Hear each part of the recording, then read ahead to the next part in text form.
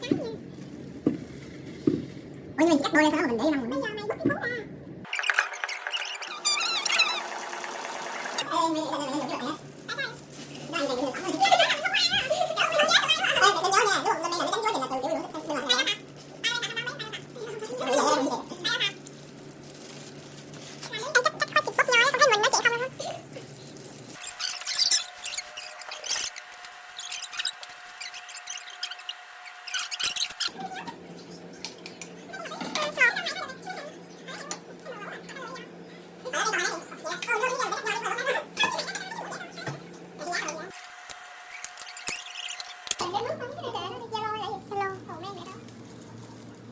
Ai mày cũng đã 6 giờ đó luôn. Chắc chắn không được ăn rau, chắc chắn không phải ăn rau à. Chắc chắn luôn.